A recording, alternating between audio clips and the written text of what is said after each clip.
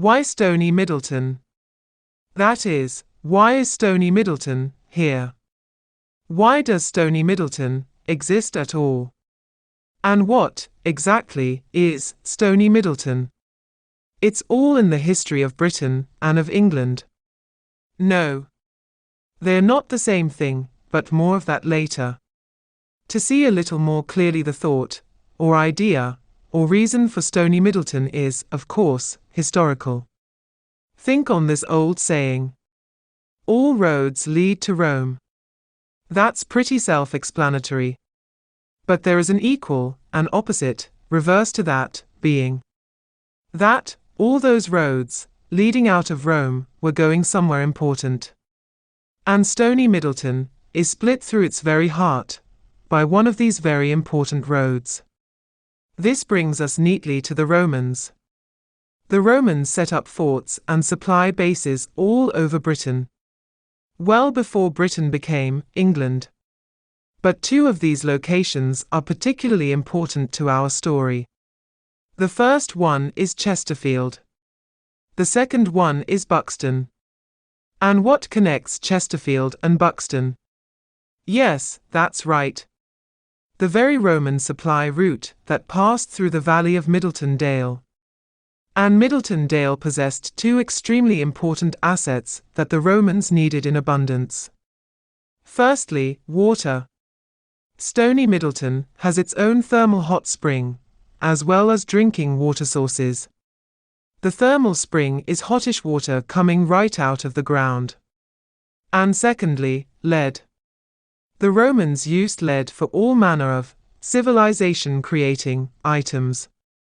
History would have us know that mining, here in Stoney Middleton, was well underway by the middle of the 15th century. History would also have us accept that our mining heritage, as we believe we know it, all started with the, or perhaps, just before the Romans breathed good Derbyshire air. And Stoney Middleton really only came about because of the Roman occupation. Yes, that's right. The Romans simply forced their way into Britain and proceeded to take over.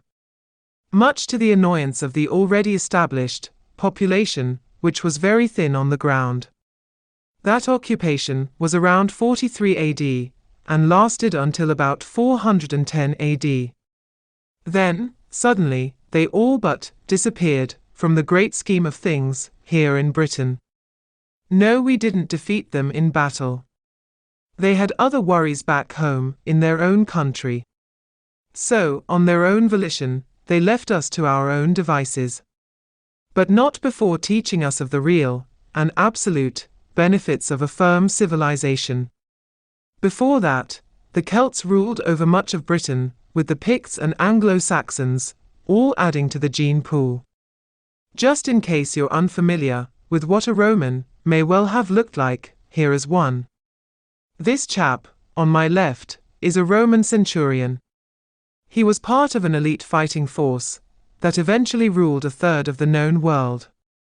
I'm sure we've all heard it said that the pen is mightier than the sword.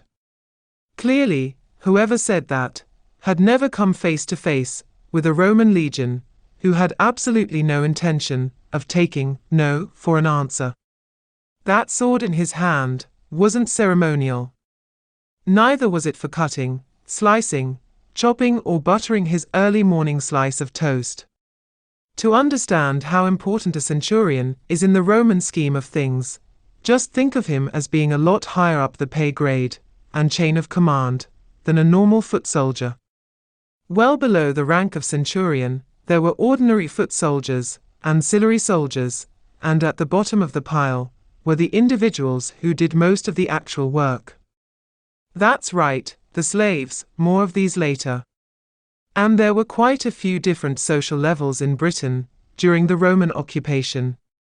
You'll be introduced to some of these hierarchical levels, and the people inhabiting them further in our story. For now, the Roman occupation is as good a starting place as any, and will help with establishing a visual timeline from which we can move either forward or backwards in time to really understand Stoney Middleton's place in the overall scheme of England and, of course, English events. Why Stoney Middleton? Well, because it's a lot more important than most people realize. As you are about to discover.